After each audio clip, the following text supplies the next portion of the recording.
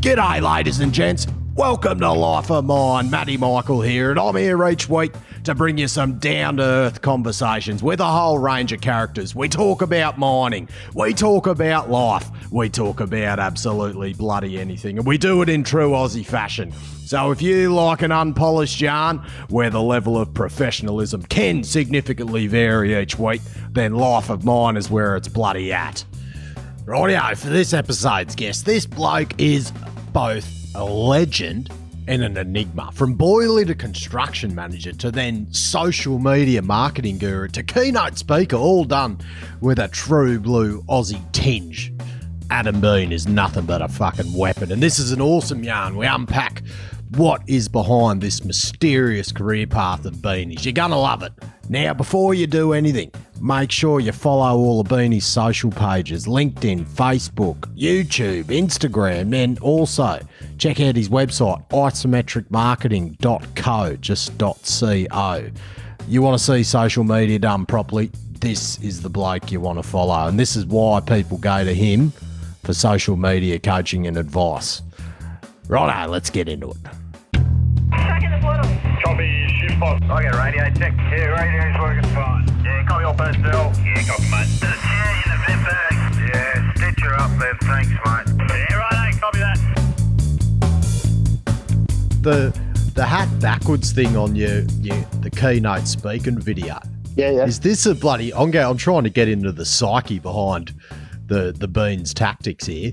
Yeah, Is it an actual strategy, like to be remembered by having the hat backwards, or like instead of just going up in your plain self? Is that a brand thing? What's the go? It is.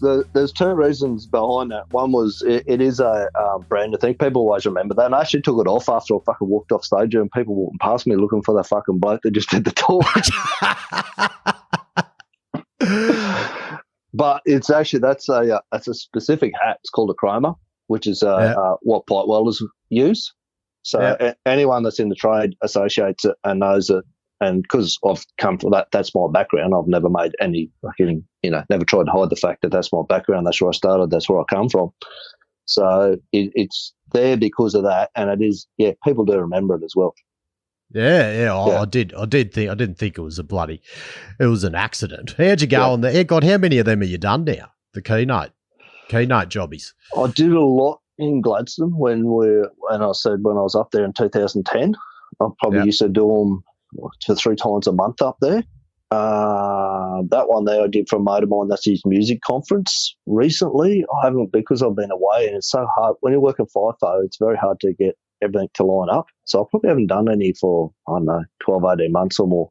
But it's something I'm going to get back into now. They're not hard to do. If you can do a podcast, man, you can fucking do a keynote. Yeah, it's got to be good. I like the title, keynote speaker. It's just like if you're gonna flop it out and show everyone how long it is, you put keynote speaker make at the it sound good. How'd you go? And were they all on construction, or were most of them on the social media marketing side? No, it was all marketing based stuff. So as I say, when we're up at Gladstone, it was all to do with that Project Grow. Actually, I've done more because I did do some not long back. I did some for a fucking network and breakfast stuff. I did do a few when I was ops manager at what's the name actually? Where is it? When I was ops manager at Harrison, I did a few there. And because I tried to get them to do all the shit, put a podcast up and all this sort of stuff, and they went, no, don't need that shit, fucking rail, won't make any difference, blah, blah, blah. So we parted ways in the end.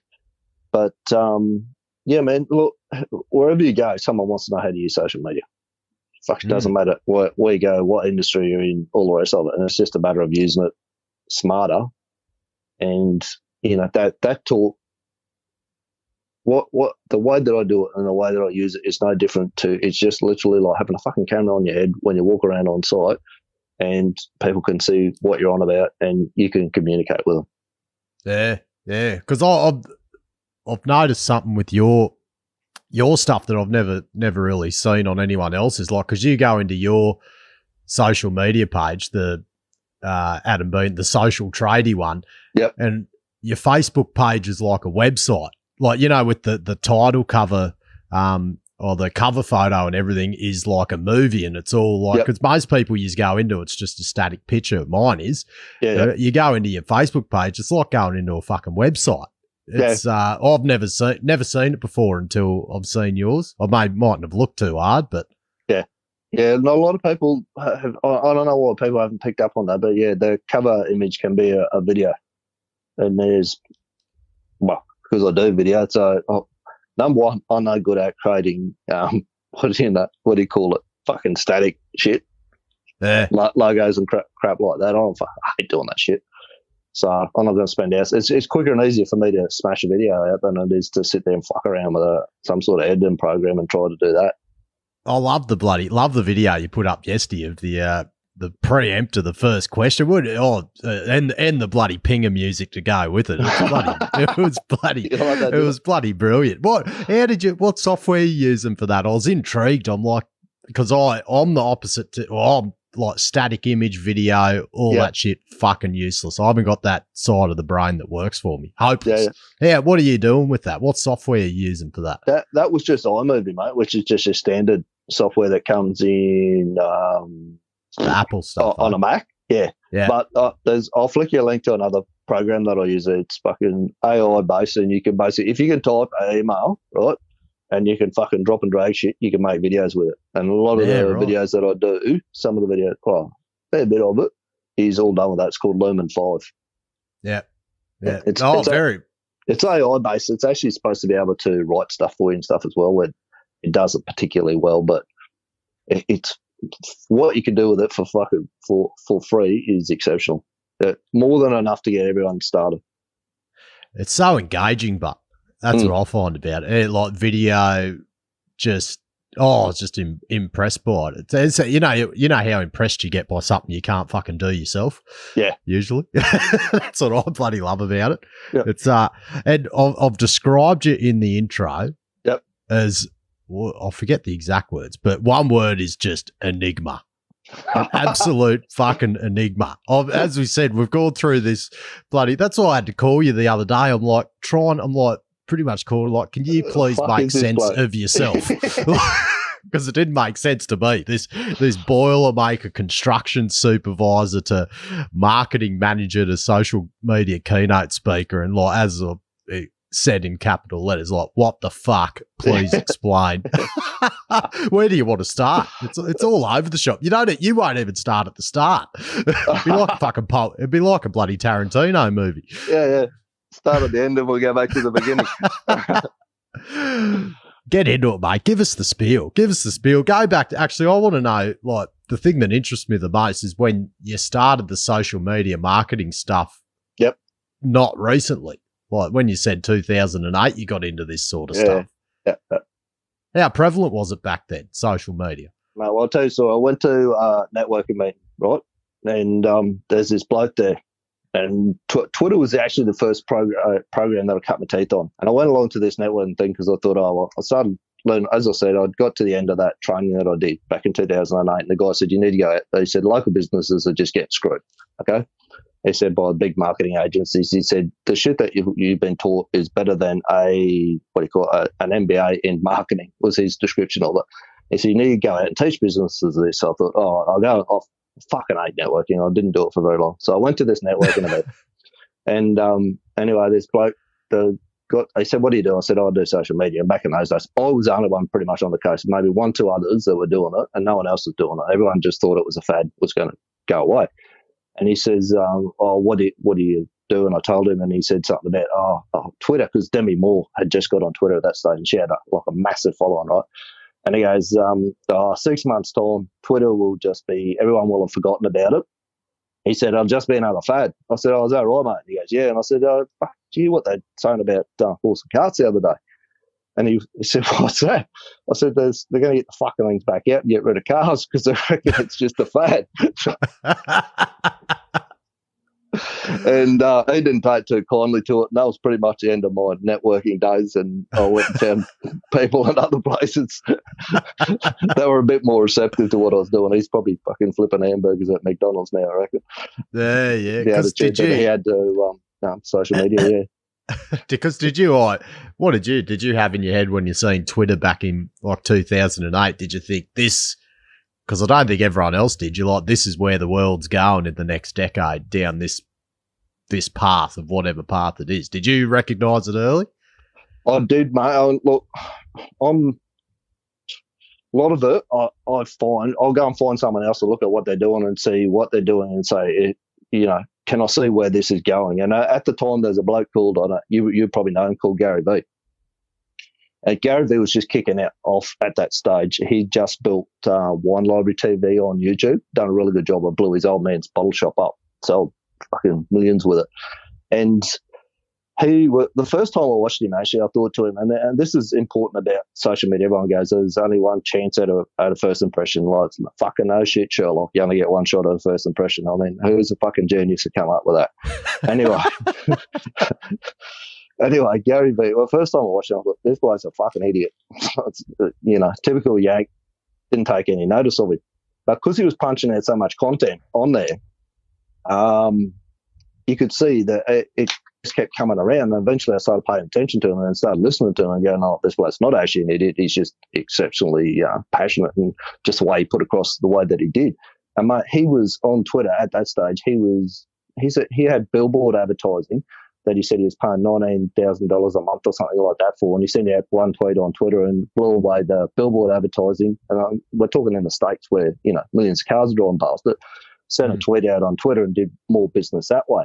And I could see it always been, you could see for years that the TV and newspapers and all those sorts of things were dying. And so I suppose, from watching those guys and seeing what they were doing back against TV advertising and just the cost of it against what you could do on these platforms, you could see at that point that it was going to, and I wrote a lot of posts around that time saying, if you don't get hold of this in the next 5 years, you're going to really struggle and you're going to disappear. And unfortunately, a lot of them did. And it's going to continue to happen. It's still evolving, the whole social media thing, and it's still going to change. And what we're doing now probably won't be relevant in 5-10 years' time or whatever, mate. But the thing is just to get started doing what you're doing and get on with it. Because did you like that? And that was interesting back then, like Twitter and like Facebook and everything. They weren't even really making money. Well, Facebook wasn't. Like, you look at how social media works now with boosting posts and everything. Like, back then it was, you could just go nuts on it. Like, you could do that much marketing for free. Now it's so controlled. If you're not putting money into Facebook to boost the posts and everything, you're not getting as much out of it. Like, it's they got a good handle on it now. They're making a lot of fucking money out of it. Oh yeah, well, and it was always going to start off with. They needed content to be able to to keep these platforms afloat, and for them, the people will sit on there and pay attention, keep them on there, right? And you literally post any shit on there, and people would like it, can share it, whatever. And I was saying to them back in 2010 as well, and again, this came from the lots of Gary Vee and Ed Dale that I was following. They go, it's free for now. Enjoy the ride, because it's not going to last forever. At some stage, these guys have to get paid, or these platforms just aren't going to last. And a lot of people whinge and bitch and all the rest of it about paying to promote your stuff on Facebook and all the rest of it for the price that you pay compared to what you had to do years ago when I talked about TV and all the rest of it. Mate, it's dirt cheap, but there are ways that you need to do it right. You can blow a lot of money if you're just doing it the wrong way, and what you're doing is the right way. And, yes, it's a business, and people need to realise that it is a business, and that to get the most out of it, you have to invest the money into it. Yeah. It's over east where you are, construction industry, is social media, what you're doing, interviews and everything, is it still a bit of a taboo to all the a lot of the industry? Because over here in mining, it is lots. Companies are so worried about going on for doing interviews or anything on social media, just because they think of everything that's fucked them over in the past on social media, and it's just like a lot of them are just blanket rule. Nah, we're not doing it. Is it the same where you are? It is, mate. It is. And look, I'll tell you another story. This is actually a construction story, right? And it's a minor story as well, because back in 2006, we're building a little gold mine down in Bendigo, and it was when that lad got trapped in a gold mine down in Tasmania. I think, unfortunately, he lost his life. Anyway, we're on site there, and the union delegates asked us could they collect some money up and go and hand it over. And we said, yeah, no worries, because I was the superintendent and the construction manager that I worked with. Him and I worked together for years, still do. And he let him go. He said, don't take the piss. He said, I'm not expecting you to come back in half an hour, but if it takes you an hour or two to go and do it, go and do it. No drama sort of thing. Anyway, they took the piss. They went about 11 o'clock in the morning, didn't come back till just on knockoff or whatever. So he's docked him. Anyway, well, fuck. The unions rang him up, and I'm not union bashing here at all. I actually used to be a union delegate myself, and they have a place and they are required.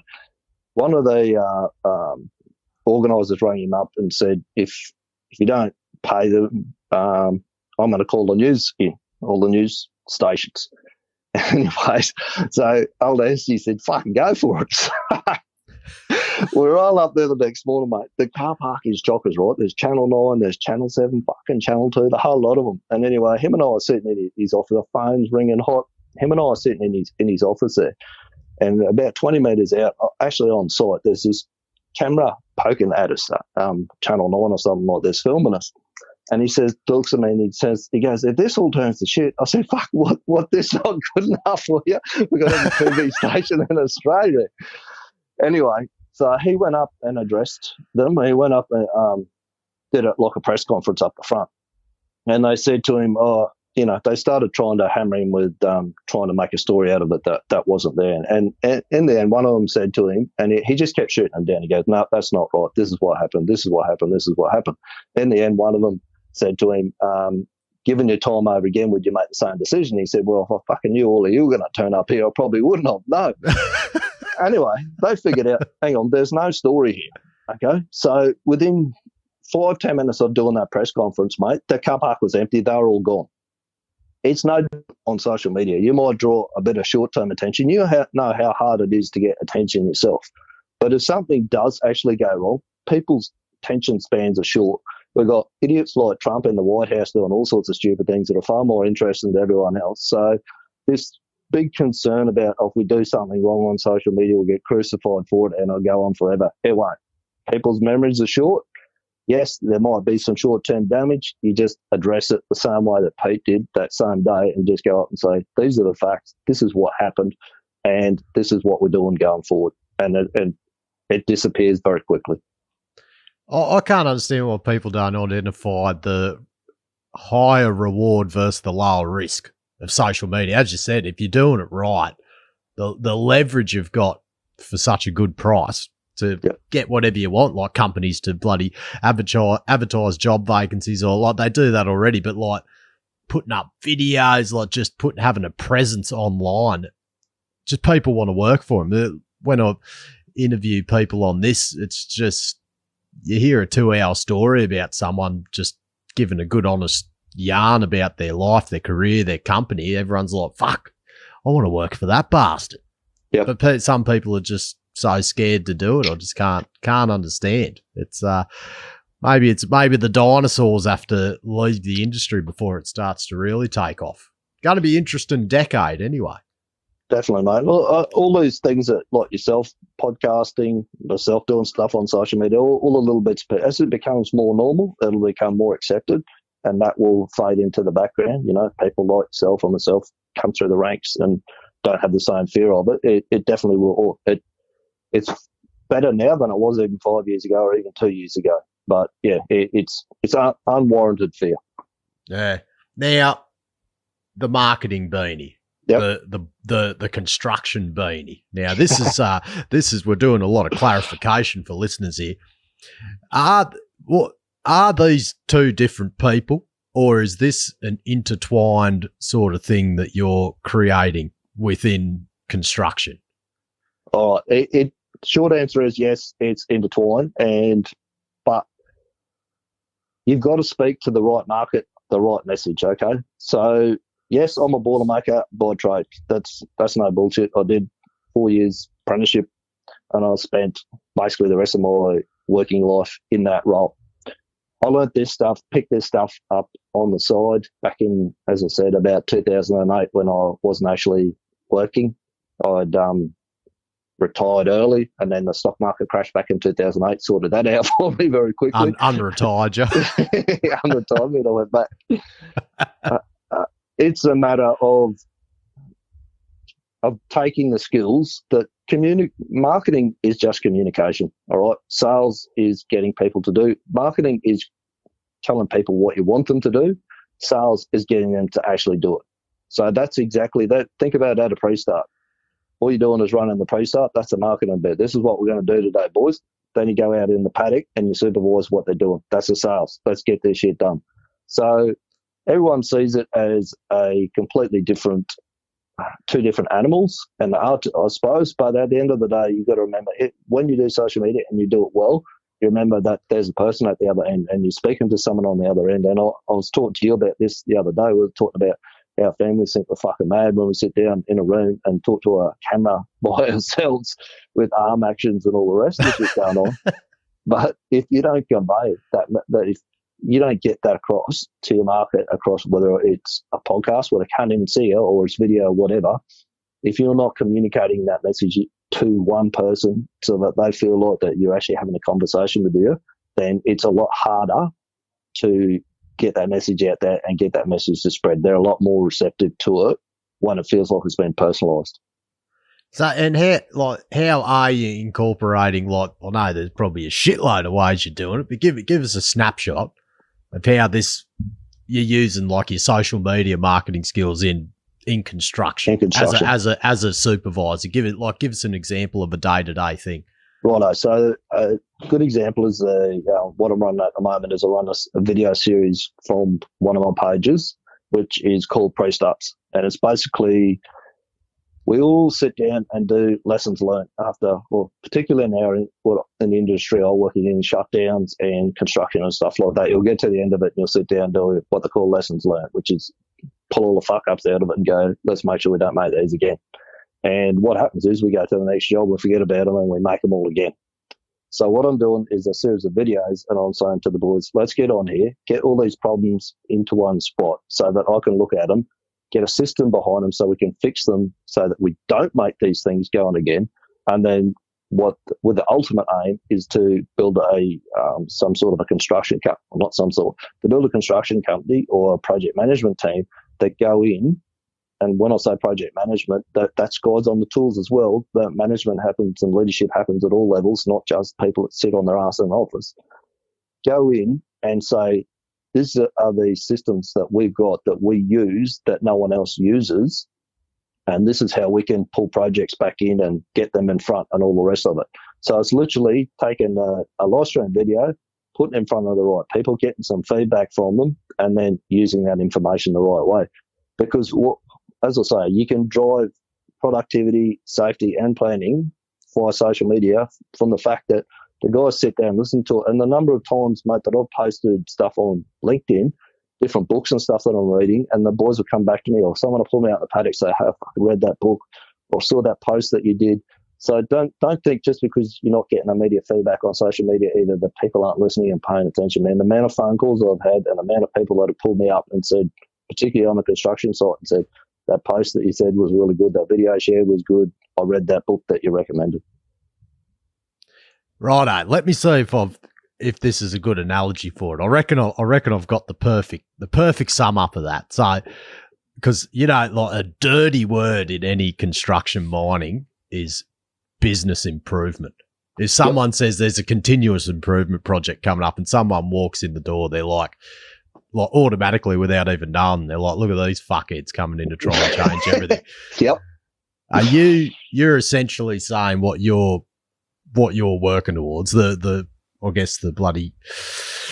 business plan you've got is saying, right, it's a one-stop shop. We're coming in to do the job. These are our tools. These are the business improvement. You're essentially cutting out the middleman. You say it's a one-stop shop of bloody execution and business improvement all in one without having the dirty business improvement word. Is that a fair sum up? Mate, that's fucking spot on. Right. What I like to call it is, and again, and comes back to communication is, and getting the message to your market so they understand it. And you've nailed it there. It is, we are cutting that middleman out, and that is what we're doing, is cutting the consultant thing out is that the Kobe Bryant unfortunately passed away earlier this year in that accident. He had a thing that he called the Mamba mentality, where it was just about getting a 1% improvement, just improving a little bit every day. So always, instead of, because I always hated continuous improvement, it's another one of those catchphrases that we use in the industry that, like lessons learned, that everyone uses it and everyone says it because you have to, because everyone else is doing it and everyone else is saying it. So I like to call it the Mamba mentality as well, because it resonates with the boys a bit more. Pretty much everyone knows who Kobe Bryant is, and you explain it to them in those terms, and then all of a sudden, okay, that makes sense. That's why we need to do that. Not like you said, someone coming in over the top going, this is it, we're going to fix you blokes up sort of thing. Showing the big continuous improvement circle on the PowerPoint up on the projector. Yeah. All that does is piss blokes off, mate. Like 90% of those companies that come in to do this continuous improvement stuff, those guys, and that's why I do it online, so that they can see it and they can drive it as well. I probably made the same fucking suggestions and they've been ignored. Yeah. Because how'd you go initially with marketing in terms of, because you're like me, you don't sound like a marketing person. You sound like a construction man. What was your response from people when you are going with a true blue Aussie nature, an actual from the ground floor worker, telling people how they should, or giving advice on marketing and social media? Did they have a bit of a squint and say, this bloke doesn't look like your normal city slicker marketing guru, you know? Well, what tends to happen, mate, is because of the way I do, like most of my inquiries or whatever come through videos or something that I've set up online. Okay, through the social media channels. I actually use social media to get business. Funny enough, and that's the difference between most of the ones that call themselves gurus and the ones that actually get use the shit and use it properly. Because of the way that I do my videos, it's not slick and polished and all the rest of it. And there's actually evidence to suggest that people turn off to that because they are so sick of it. I mean, you want anything fucked up, get a marketer to have a look at it, because they will fuck everything 6 ways from Sunday, flog it to death sort of thing. That comes across. So it immediately, if they're looking for the guru slick marketer, they're going to go, fucking, I'm looking at that bloke, he's unprofessional, he wears his fucking hat backwards, he swears, all the rest of it. But if they want to hear the truth, then they sit down and they go, well, I'm pretty sure this bloke, he sounds like he knows what he's talking about. And it's always been, I've always gone, don't just take my word for it. I'll sit down and I'll run you through a plan, show you a plan to start off with, and this is how it's going to work. And it's always been, tell me what the result is that you want to get, and then I can tell you whether I want to get you from A to B, which is the other big thing in the marketing industry, is they just like to use that, we've got to get your name out there. Just got to get your name out there. It's bullshit, man. You need to get your name out there and get people to come back in. So I've never had that pushback, but I won't get it because, as I say, I use my marketing and the way that I present myself to push the people away that I don't want to deal with. If they're anal about it, they're anal about spelling and all the other crap, they're not going to come and see you in the first place. I reckon most of the people coming to you would have, or like some people would be like, I've spent all this money with the slick marketers. I've got fuck all. I need you to sort it out for me. I've made a mistake. I should have come to you first. Yeah, I'll get a bit of that. As much like when construction sites are the same, they'll fuck it up and it'll be behind and all the rest of it. And I'll say, look, we need you to come in and have a look at it and try and get this thing back on track, or see what you reckon about it. It's exactly the same thing, mate. They tend to,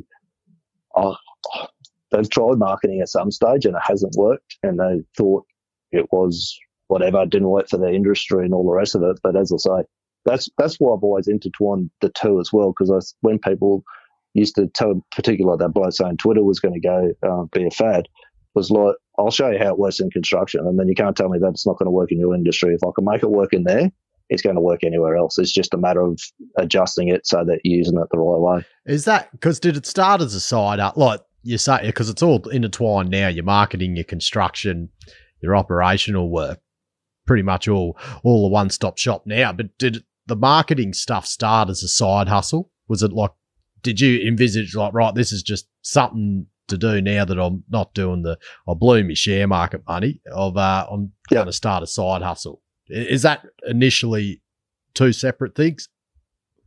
It was, mate. Yeah, definitely. Because particularly when I did the stuff with Project Grow up in Gladstone, that was targeted specifically at small business owners, mum and pops that have got a little shop and whatever, and about getting themselves a website and sorting out their social media. So it definitely was side hustle, and it was always, I'd got to the point where I wanted to get out of the construction industry as well. I thought I did. What I actually wanted to get away from was being away from home all the time. I still, the boys that I work with in construction are all my best mates, and I catch up with them all the time, and I've got great relationships with them. So it's more now, and we're all getting to the age where we're getting on a bit, and we're looking for more time at home and more of a lifestyle thing. So I thought, I'm going to use those marketing skills, those communication skills that I got to build this other thing in construction. I can still keep a foot in the door. I can have the best of both worlds. I can go there and help them out, get them set up and get them jobs and all the rest of it, get them going, and then I can head off and sit on the coast and do my marketing and whatever I want from there. Is it so? It's only just converged very recently, is it? Pretty much, mate. Yeah. Right. The idea behind what I did try to drive it when I was operations manager for one business. I tried to drive it from that angle there, and the business owners just didn't want to be on board with it.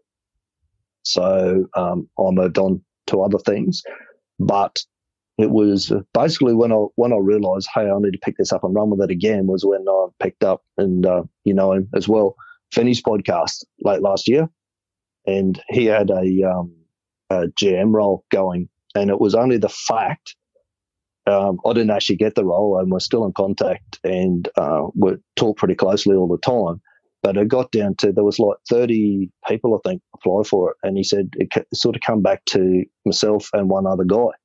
And it was only all these skills that I developed through the marketing side of things, which also led to a lot of project management stuff, as in you've got to understand budgets, you've got to understand communication, you've got to understand cash flow, what's sales coming in through the door. It's all relevant. It doesn't matter what industry you go to. You're dealing with people, and there's certain principles that work, and they work whether you're in construction or whether you're running a marketing business. Yeah, right. There you go. So Finny shafted you. He didn't give you the job. No, I'm still working on that. Finny, fuck it. Give yourself an uppercut if you're listening. Tell you what. Oh, bloody. Oh, what a bug. Shame him into it. Oh, mate. I'll tell you what, after this, he'll be on his hands and knees begging for you. Aren't you glad you got the side hustle thing going, but in this current climate, you'd be fucking sitting there with your thumb up your ass in isolation at the moment if you didn't have this on your side, wouldn't you? Definitely, mate. Look, it's been a good wake-up call, I suppose, as well, is that I've been doing this since, as I say, about 2008 when I first started having a crack at it. I haven't pushed hard enough because I should be at the stage now where it could be a full-time, from a side hustle to a full-time. So it's been a good kick in the pants as well to get out and talk to people like yourselves, get on podcasts, and get to the point, to make it happen. And at this time, at the moment, there was a great meme.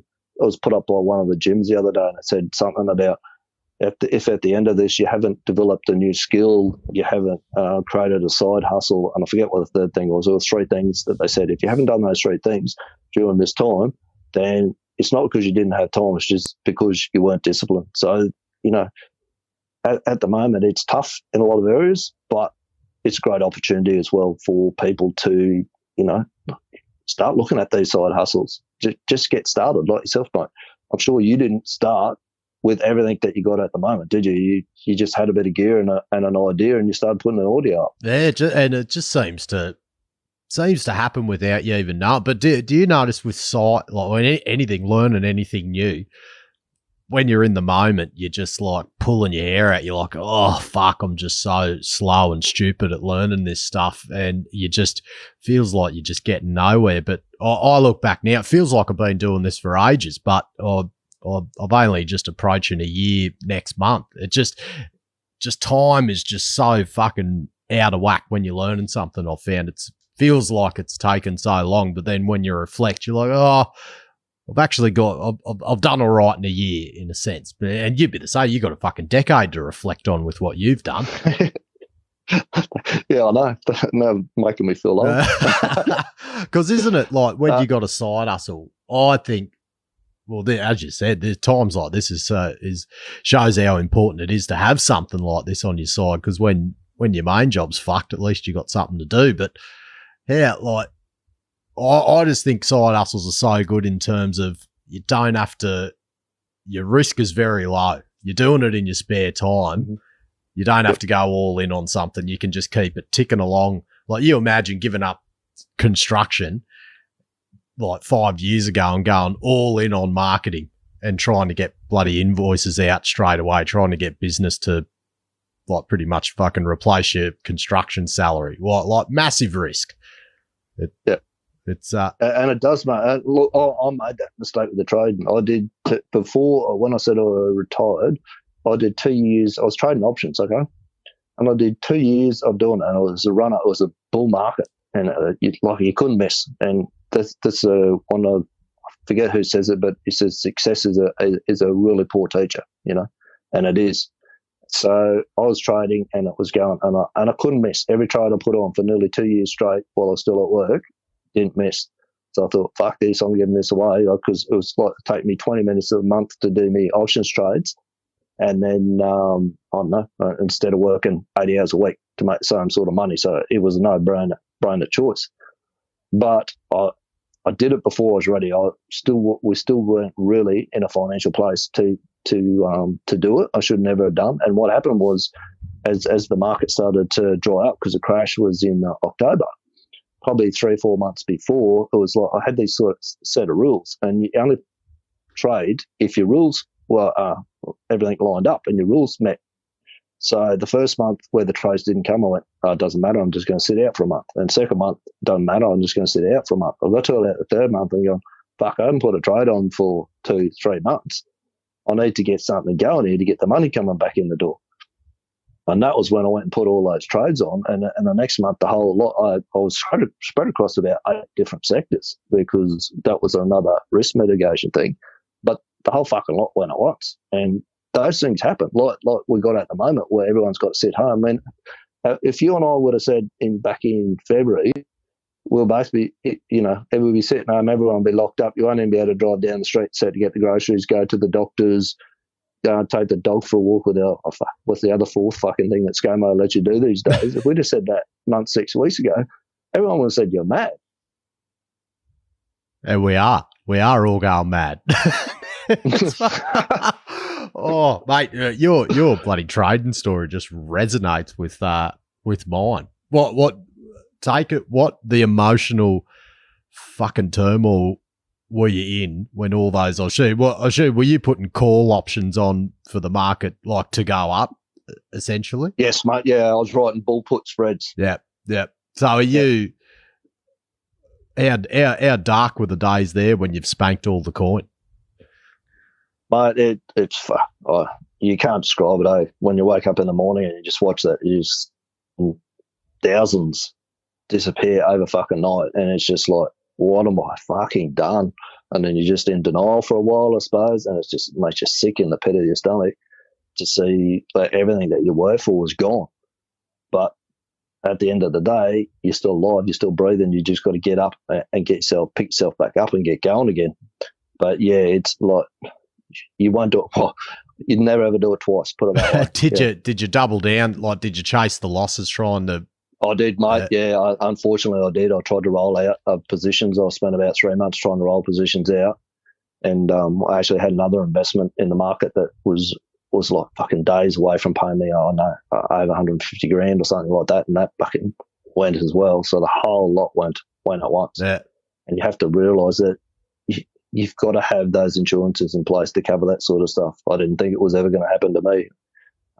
There's a really great video actually that I shared on my page today, and it's by Atlassian that says why we're really bad at estimating, and it's what they call we've got this cognitive bias that we think that bad things are never going to happen to us, and you don't want to be. I hate to be a pessimist, and I'm pretty sure you're pretty optimistic sort of a bloke as well, but you have to really manage that risk and assess that risk and say, fuck, what is the downside here? And if the downside happens, can I live with it? And which is what I failed to do. I remember getting at the end of my absolute life cock up of wasting fucking in the hundreds of thousands. And the feeling when you get to the end of it is totally different in the middle of it. I didn't even know, I guess it was happening. I'm just thinking, right, I'll get out of this here, blah, blah, blah. And you get to the end, you're like, I don't know what's just happened. What the hell have I just done? And my mentality was just like, I had an element of, pretty much 100% of the element was a gambling addiction, but it seemed professional because I was using the stock market. I was a sophisticated investor, not a gambling addict. Yeah. Fucking mug punters, mate. That's what we were. Oh, exactly. I'm like, well, I can't play the pokies or stay away from the horses now because that's gambling, but I'll go into the stock market. I'm sophisticated. And I was the same. The worst thing I did, I made some stupid amount of money in 3 days. Didn't even know how I made it. Like betting on bloody indexes in CFDs and everything. I'm like, oh, fuck, this is easy. I was just bloody telling everyone how I'm retiring. And like that, but that was the worst thing that could have happened. And I've like lost that and fucking about 20 times more. Yep. And I'm hearing your brother did the same thing. Yeah. Do you see it? But you'd be looking at this whole COVID crisis with the share market turmoil. I can see the old demons are haunting me head at the moment because I'm like, this would be a good time to buy in, wouldn't it? Fuck, I love being short when it should drop, wouldn't you? Yeah. But I've got the good mentality now in terms of, I know the only way to make money, unless like if you're a retail investor, not a fancy bloody looking institutional investor that's got all the bloody data and skill set and knowledge behind me, I'm sure they can bloody profit on short selling, day trading consistently, things like that. But geez, the only way to do it is slow, boring, long term. It seems like the only way to do it, unfortunately. Yeah. My old man used to have a system. He used to like a punt, but you always got to be. He always used to say to me, "Never bet anything that you're not prepared to lose." And it's the same with I was just saying before about the upside and the downside. And this is years ago when we were kids. He used to go to the races on Saturday. Take me and my little brother. Probably get locked up for it these days, but anyway, take us to the races on Saturday. And he used to have $20 in his pocket. Right, this is before key cards and all the rest of the bullshit. So he had $20 in his pocket. And that was his day out. That was what he was prepared to spend for a day out. So, he like $10 he used to buy his beers and buy us a feed and all the rest of it. And he used to have $10 for a punt. So at the end of the day, he walked away and he spent $20. He had his day out and he was happy with that. But there was quite more often than not. Actually, one day I remember he won $1,000, which was from $20. That was a massive day. Right. But he had the downside protected. No, I should have known better. And that's what it all comes back to is that particularly for the likes of us where we do like a punt to start with. So the stock market's not a great place for us to be, but you got to have the keep gunning ankles, the guardrails in place to make sure that you don't do what you did exactly the same thing that I did by the sounds of it. Oh, fucking horrible. But they're like these like side hustles. It's another form of, we're having a punt here. I'm having a punt doing this. You're having a punt doing your marketing, but it's a more positive punt. It's just a lot fucking less profitable sometimes. And if you calculate what you've done in the last 10 years into an hourly rate, you may as well have gone on the fucking dole on the side. I'll be the same. Oh, definitely. Yeah, definitely, mate. I would have made more money at McDonald's probably than But you get to that. You got to get to that point of what they call exponential growth, was where you'll go along. Nothing's happening. Seems like nothing's happening. Seems like nothing happening. Then all of a sudden it takes off. Yeah. And that's where this theory of overnight success comes from. People don't see the 5 years, the 10 years, the hard work that before it. And that comes back to, again, what we're talking about, the Mamba mentality, that little bit of improvement all the time, all these little things that you do all stack up. And keep doing them consistently. Eventually they will pay off. And it's just a matter of having the belief in yourself and just keep going, keep backing yourself. Not to the point like we did with the stock market where you're doing stupid shit, but take what you can, invest what you can in yourself, and keep moving towards it, keep working towards it. What is your mentality like? These videos you're putting out, like the fucking time and effort and stuff you've done to not just produce them, but to evolve the standard and the quality, because they're fucking awesome videos that you put on social media. Jeez, I'm turning this into a bit of a bloody suck fest, but these videos you're getting directly, you're getting nothing for it. No one's paying you to do them, but you're turning up each day to pump these videos out. To why? Tell us why from your perspective as someone that's trying to get your marketing, construction, bloody amalgamated one-stop shop off the ground. Why are you doing this? Number one, it's like even if you're putting $1 in the bank every day, eventually it gets to the point where it builds up enough that it starts to get self-perpetuating. Okay, so to start off with, it might feel like you put all these videos up, nothing's happening, but eventually somewhere down the track you will get traction. It's an investment in myself, because I know that I keep continually pushing myself to get them a bit better and improve them. And you say that you like them now. You wouldn't have liked the first video I put it up. I tell you what, it's fucking shocking. Oh, we should release it today as a bit of a reminder. Well, we'll put a link up on there too. But mate, absolutely fucking terrible, right? But it's a reminder, and I'll never ever take it down, because it's a reminder of where I started and how far that I've come. And it's people. There's all this talk around branding, a lot of bullshit. As I say, people run out and spend fucking hundreds on logos and all the rest of the shit. Your brand is what. There's a great book that I just started reading just recently, mate, and it's made me realise that a couple of your questions and a few other people that have asked questions like boilermaker, social media, construction superintendent, what the fuck sort of thing. It's made me have a good hard think about what I am doing and where I'm heading. And the book was called Your Stand is Your Brand. So it's more about your consistency and what you actually stand for. You got to stand for it. The stand that I'm making in the construction industry is that what we're currently doing is we've buried ourselves in too much bullshit. And there's a thing called, I don't know if you use it in mining or not, called the hierarchy of control to eliminate hazards. Yep. Not stop. Yeah. You can use the exact same system, and the stand is that I'm making is we need to get rid of that bullshit, and we need to make it so that we can use systems like SCRUM. I think you can ask me about that down the track a bit more, to make it to engage people more, so that they're safer, they're doing things safer by themselves, not because we're standing over them, whacking them with a stick to doing it. They're actually engaged, they want to do it, they're more productive, and they're happier. And the way that I do that is by using these videos, showing these books, sharing these books, showing the ideas that I've got, so that people can start to say, that makes sense.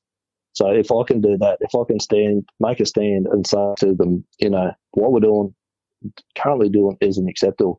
If we use the hierarchy and control the same way that we do to remove the fatalities and stuff like that we used to have in the industry, that we've driven right down with the hierarchy control, we can do the same thing to remove the bullshit that we don't need to be doing and make people's work far more enjoyable, far more productive. And at the same time, the byproduct of that is that when they're happy and they're enjoying themselves, they're safer. Yeah. Oh, I've got to put you in touch with Adam Turns, who is, yous will be bloody kissing each other by the end of this, because he's got the exact same he's a safety manager, exact same stuff you're talking about, and like you're probably ideology is exactly the same as his. You're essentially trying to put the onus back on the individuals to take responsibility without doing it yourself. Like, is that a part of the formula, I gather? Definitely, no. But you have to give them the tools to be able to do it, and you have to give them the freedom to be able to come up with ideas to make this stuff work, all the rest of it. And the way that the systems are currently set up, it doesn't allow for that. We've restricted ourselves so much with the mountains of paperwork and stuff like that we do that doesn't keep people safe. Now, don't get me wrong. All this stuff is important and it's good. When I first came into the industry, the first 3 jobs that I work on, people were killed on. It was fucking dangerous, mate, when I started back when I was only 16, first coming out of school. And the Commonwealth Bank building is a key one that I'll talk about in Queen Street Mall, just across from the Queen Street Mall in Brisbane. You could jump in there and go straight to the 26th floor and walk. The windows weren't in it yet. Walk right to the edge and walk straight out off of it. If you weren't watching what you're doing, there might have been a bit of tape, danger tape strung across it, and all the rest of it. So all this stuff that we've done is important, but we've now blocked ourselves with we've put so much of it in place and continuous improvement and all the rest of it. We need to remove some of the stuff that isn't actually making any difference. And it's trying to find a company that is going to like take on board what you're saying and have the guts to take stuff away, because you will just so easy to put an extra layer on that onion. But fuck me to get them to take it away, because they're like all they're thinking of is obviously the safety of people, but the repercussions if something goes wrong and they've taken it away, they're like fucking that's their job, career, company gone. It's too like as you said, all these new rules because they've been written in blood. They're just fucking. There's that much fear in people now that they just can't take any of it away. It's just red tape on red tape. Yes. Yeah. Well, we don't look at the repercussions of the decisions that we make and go, is this actually practical? Or like, if we go, all right, we're going to make this a new rule. Let's go and try it for a month and see what happens first, instead of just setting it in stone. We're far too quick or society in general, far too look at the rules that have come in over this coronavirus thing. I mean, yes, we needed to stop it and all the rest of it, but the different types and this bloke could walk down the street because he's got a fucking blue hat on, and this poor cunt can't because he's got a red hat on, and all this sort of stuff. It's just fucking ridiculous. Yeah. The amount of rules and how complicated that we make stuff. What's the vibe you're getting in your construction industry with what you're trying to put forward? What are you getting back? Is there companies or are going to get on board with it, or do you reckon it's going to take a bit of persuasion from your end? It's still going to take some pushing, and that's why it didn't come off short term when I was trying to do it as the ops manager. People like the idea of it, but it's actually getting it on somewhere and getting it in place to go to start with, and like making a change in any industry or anything in life is difficult because we're creatures of habit and we don't like change. And it actually takes up to, they used to say it's like 21 days to create a habit or whatever it is. Right. That information is actually wrong. And if you watch there's a guy called Chris Voss. He was a former FBI and hostage negotiator, and he said it takes about 66 repetitions before you get something starts to become automatic, before we accept that, this is the way that we're going to do things. And he does a little exercise to prove it to you with your switching your fingers and your thumbs, which we're on podcasts, so I can't really show you. But anyway, I've got videos of it somewhere. But that change it takes a while to do. That's why I punch so much videos out, because if someone watches one of them now, and it might be, they might not see one for another week or 2 weeks or whatever it may be, that time stretches out as to how many touch points I need to have with them to start changing their minds and start seeing what we're doing. So, yeah, it's not going to be a quick process. But the thing is, mate, the more engagement that I can get with the people on the live stream, the more buy-in I can get. The guys start talking about this stuff on their sites, as in, did you see what this mad bastard's doing on Facebook or YouTube or whatever it is, but what he says makes sense, then it'll start to get some traction. I compare it to I was thinking of like ads on TV, like about just back to that point of just turning up and just pumping videos and just keeping it going and going. Like, you think of some ads on TVs, I remember them fucking, the meerkats that compare the market. Like, yep. Yeah, that was the first one that came to mind. Like, that's been on for years. I'm like, what the fuck are these meerkat cunts on TV? I'm just like, and it actually, I remember, and then I think it was probably like 2 or 3 years later, I actually went to the website. Like, it just eventually, like, that was me personally, and it'd be the same doing what you're doing. There'd be people looking at these videos like this bloke with his hat backwards and talking to us about bloody, they mightn't have even know what you're talking about. They mightn't have even clicked it, and they eventually like, fuck, oh, that's what he's talking about. And like, that's the thing. It's not like any fucking thing like this. You can't be an overnight success with it. It's not that fucking easy. No such thing. No. There's actually the mere exposure effect is a thing that they call it. I was thinking for the name before and I couldn't, but it's somewhere between 20 to 30 touch points now, basically, for depending on what you're selling and how complex what you're trying to explain is, that you need with someone before you start building that level of trust, before they start looking and coming and doing business with you. So what's a touch point? What do you mean by 20 or 30 touch points? They might see something on Instagram that you post. They might watch a short section of a video on Facebook. They might see something on LinkedIn. They might get an email from you. So it's some sort of interaction with yourself or your brand, or not yourself specifically, but when we're talking social media and all these digital platforms, it's a touch point is literally something that they see, a piece of content that they see. Okay, there's ways to shorten it up. Like what you're doing with the podcast is the best way of doing it, because I forget what the fucking stats were. Someone said something. It's it's most trusted media of all the medias out there is podcast. Oh mate, I'm a trustworthy character to go with. I know, you can see it in your eyes. Oh, mate, I want to talk about the construction component of what you're doing, just like, because we're an hour in and everyone probably still confused as fuck, but the construction component of what you're doing. What is SCRUM? You talk like it's on your LinkedIn, SCRUM Leadership Keynote Speaker. What is SCRUM? I gather we're not talking rugby union or rugby league here. What is it? No, all right. So SCRUM's just basically a system SCRUM's built on the way that people actually work, instead of trying to go, this is how we want them to work.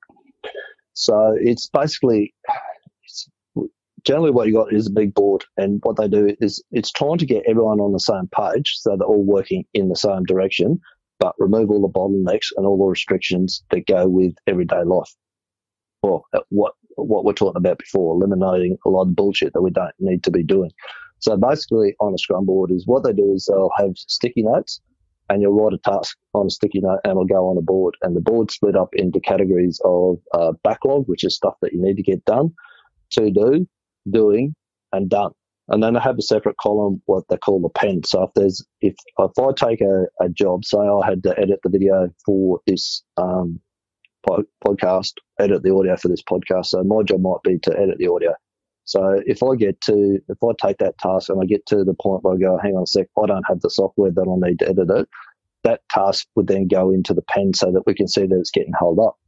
Because what happens is people will start on a task and they'll get a hold up for it, and there won't be a meeting about, there won't be a meeting about it again. It's due to be finished Wednesday next week, and we don't have the meeting about it until Tuesday to see where everyone's up to. So I'll go the whole week going, I can't do that because I don't have the software to be able to do it. And you get to Tuesday and then it goes, why haven't you done that, Beanie? Because I didn't have the software. When it's all up on a whiteboard, the idea behind it is anyone can walk into a room and see exactly what's going on at any given time. And it's about getting the information that's in people's email inboxes out and up on the board so everyone can see what's going on. And it uses, again, what they call the mere observer effect, which is just by watching the experiment, it changes. When people know that everyone in the team can see what's going on and what's happening and what they're doing, it's just human nature that we're going to go, I need to get my bit finished. Does that make sense? Because I'm looking like a fucking idiot because my bit's just sitting there and everyone knows it. Yeah, it hasn't done. Yeah. But it also flags up issues straight away. Like I'm saying, if there's a bit of kit you don't have or whatever it may be, it's sitting in the pen. Why is that job sitting in the pen column? That's fucking high priority. Why is that sitting there doing nothing? Oh, we don't have the right gear for it at the moment. So someone can pick it up and run with it and get the right gear in so that it can actually happen. So is that the whole reason of using Post-it notes, boards, fucking computers off? Because you're never waiting for a computer to load. It's just there. You can't never see it. Is that one of the mentalities behind it? It is, mate. It is. You move the tech out of it because technology, as great as it is, and we had dramas getting our podcast kicked off today, as great as it is, can be a huge time waster as well. And, time can just, hours, days can go flying out the door And again, they come back to saying in that Atlassian video I was talking about before, they say, how's the project get 12 months behind? They say it's one day at a time. Yeah. So the Scrum board flags that up straight up. Everyone can see, something's wrong with this, what we're trying to do here. It's lagging. It's not moving. Who's supposed to be working on it? Why isn't something getting done about it? And what do we need to do to fix it? I'll just let everyone know that podcast fuck up was on my end. Beanie is fully 100% competent and was ready to go, and something fucked up on my end. So yeah, just let everyone know I'm the useless one today. But as I said, I recorded a video the other day, a live video with the mute button in part of it. Well, there's too much fucking shit to check, especially for bloody bogans like me and you. Buddy, so is that whole Scrum system, like within construction itself, now we'll talk broader after that, but is that essentially your job, like your shift sheet? Like that's just used as how the whole project's run? Is that where your morning meeting is just every bloke and chick standing in front of that board, and that's how you run your day? Yeah, well, basically the meeting that they run a daily stand-up, so no one's sitting down, and they ask 3 questions every day for everyone that's in the meeting, and they keep the meeting short, sharp, and simple. And that is, what are you doing today? What are you doing? What are you doing today? What are you doing tomorrow? What's holding you up? And if you get those 3 questions answered from everyone knows exactly who everyone's working on, where they're heading, and what's stopping them from completing what they need to get done. So it's a very simplified meeting, but those 3 pieces of information are extremely critical. And most of your issues that you get, most of your hold-ups that you get, or they're called bottlenecks, all right? Most of the bottlenecks that you get will get removed by asking those 3 questions every day. And that's not just for the benefit of the person, it's benefit everyone around them, because Joe Blow's standing 2 spots to the left of old mate might know that that's a bottleneck, but he knows that now. Exactly, mate. Like, the first bloke might be doing something that the second bloke's waiting for him to finish. And he says, I don't have the fucking resources to be able to finish that job today, so that's going to impact him down the line. Maybe he can give 2 people over there to finish that off to move to his job. And it's a communication tool, and it's about making sure that the right resources are heading at the right bits of the project or whatever. It'll work in mining exact same way, mate.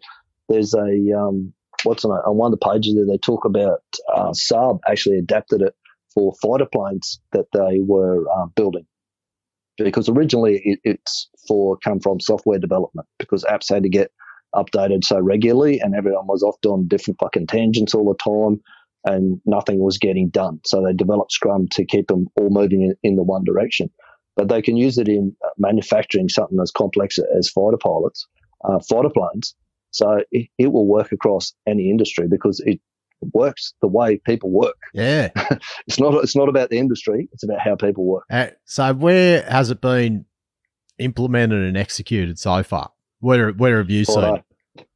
I've used it on shutdown. I used it on shutdown up in Karratha probably 18 months ago. And one of the supervisors came to me one morning. We put a Scrum board out. It was just a basic board with the tickets up. And he came to me one day and he goes, fuck me dead, Ben. He said, I've done more in 3 hours this morning than I've done in the last 3 weeks. Yeah. Just because he knew what he was focused on doing and what he had to get done. Yeah. But, I mean, this is just going off their back of their book, right? So Google use it, Amazon use it, FBI use it. What did I say? Saab is another one in the manufacturing space. It goes back to even manufacturing, and the Japanese used a system called Kanban. And Kanban actually ties in with Scrum. We won't go into both because we'll just fucking bore everyone. But anyway, it's along the same principle, mate. It takes the continuous improvement, all the rest of the bullshit, and just puts it all into a system that makes it go from to do to done. Yeah. That's the simplest way I can describe it. If you want to get to do to done fucking quicker, Scrum's the way to do it. Yeah, right. And we can assume that like Google and Amazon sort of know what the fuck they're doing. So you'd reckon so, yeah. I guess that I was going to ask, but I think you've answered it, saying, is it transferable into mining, construction, oil and gas? Everything sounds like it is. Everything, mate. Everything. And one of the big bugbears in it, they talk about Gantt charts now. Gantt charts just don't work. I don't know if you guys work off those for your maintenance and your production as well, but a Gantt chart was developed for World War II, and as I say in the book, it wasn't the most well coordinated war that we ever had.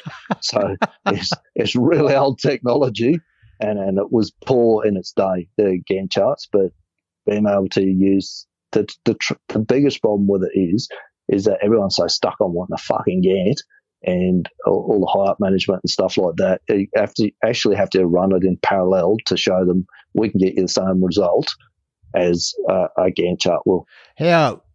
What was the reception like when you did it on that shutdown project? What was give us a vibe of the room? What did everyone think? Natural pushback, as you said, because no one likes fucking change. Yeah, look, I was pretty lucky on that one because I handpicked the guys that went with me. And the guy that actually said to me that I've got more done in a morning than the last 3 weeks, he was the only one that sort of wasn't handpicked. The other guys were handpicked and worked with me for years, and they know I'm a bit fucking left of centre and that I'm going to come up with something different like that all the time. So they're just like, oh, the fuck yeah, this time, Beanie's on his fucking quirky rampage again. Yeah, exactly. He got his fucking marketing hat or his fucking construction fucking superintendent's hat on today. So they're again, and you ever watch what's the movie Focus? Oh, with Will Smith. Yep.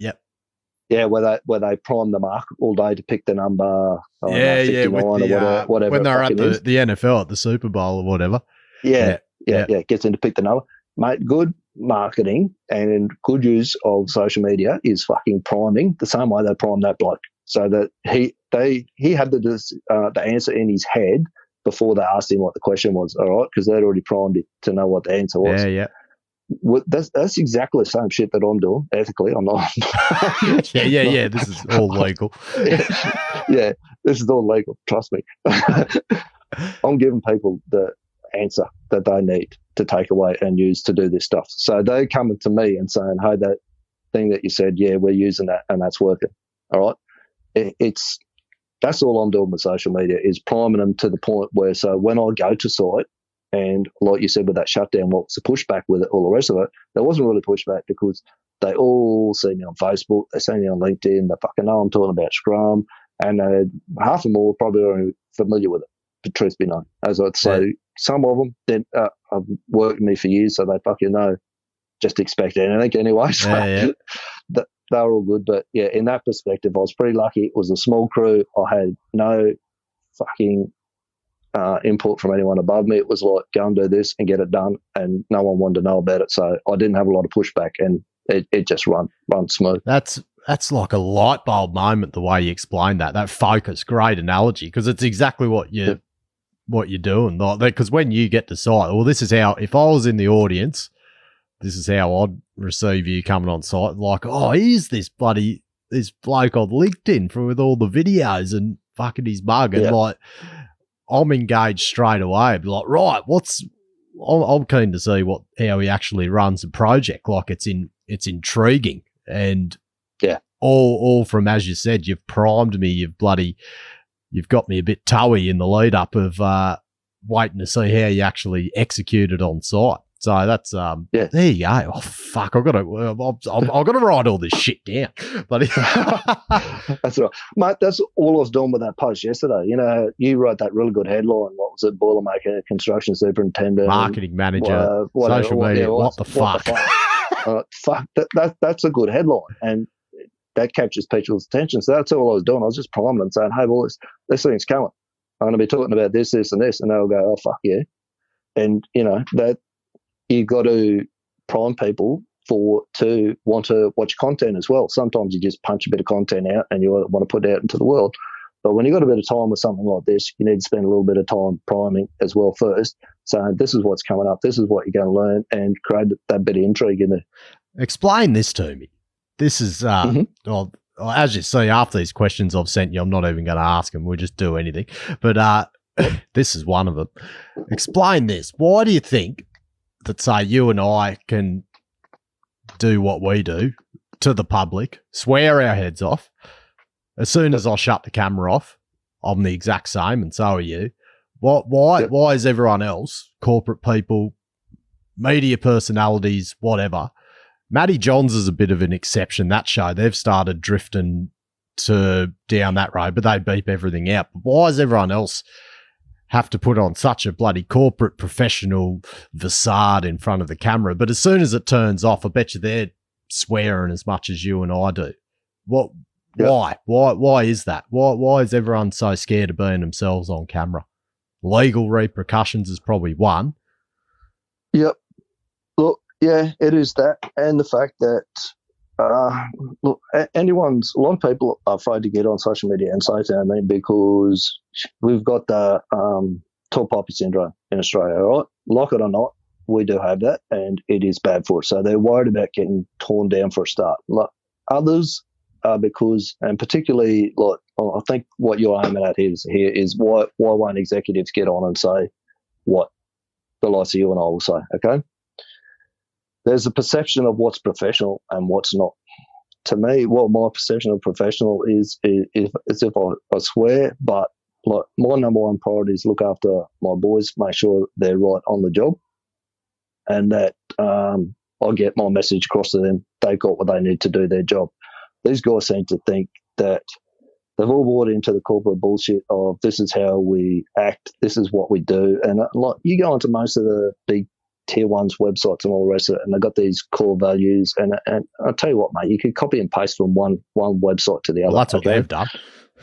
Yeah, pretty much. And you've seen it's right across society, man. Like the guys back when I watched cricket when I was a young fella, there was like Ian Botham and Dennis Lilly and Rod Marsh and those lads, and Marshy and Beanie used to drink on a carton of piss each on the plane over to England and all the rest of it.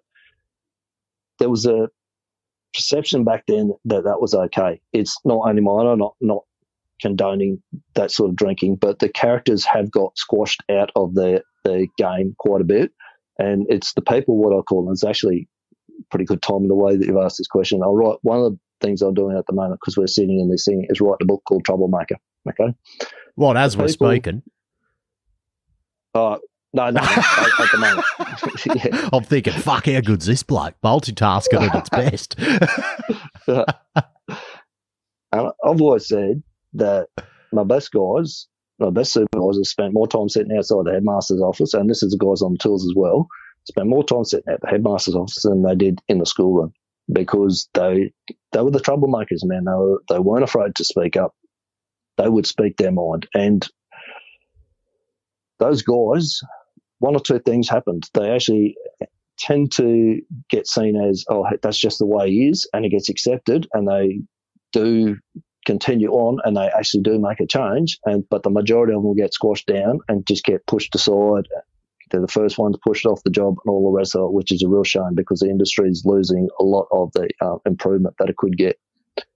And that's what it comes back to, mate, is how prepared people are to actually, well, I mentioned that book before, to stand up and to stand up and make a stand and say, this is me, this is what I'm like it or lump it, but this is the way that I'm going to conduct myself. Yeah, I fucking love it. Because and speaking about those exact people you were talking about, when I've a nipper, I don't know if you want to, a nipper's like the guy that helps the jumbo operator underground. So the guy that's, feeding me up the arse at work. My ideal nipper, this is the one I want to see. I want him to, like, it can be a him or her, but I'll speak about males because there's not many ladies that look like this. I want him to have a mullet. I want him to be covered in tats, probably smoking preferable. I want him to drink as much as they like, heavy drinkers, rough as guts, because they are the best workers you can get. Yeah. Like majority of the time, the people that are rough as guts that people like look at and think, oh, look at this unit, best workers you'll find. And like they're practical, they think, and they work their ass off. And then when they're finished, they go and have their 6 beers, turn up, do it again better than ever the next day. They're the people I want. It'd be the same in construction.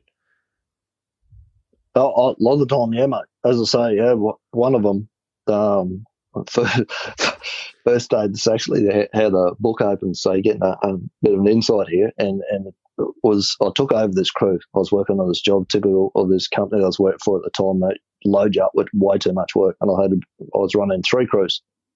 And I didn't know this guy from Bar Soap. Anyway, I come up to him the first day and said, "Look, mate, what's going on here? What's going on here? What's going on here?" Just trying to get my head around what's happening. And he's just looked at me and he says, "Tell you what," he says, "you fuck off back to the office, get yourself a coffee." And he said, "If I've got any troubles, I'll come and find you, all right?"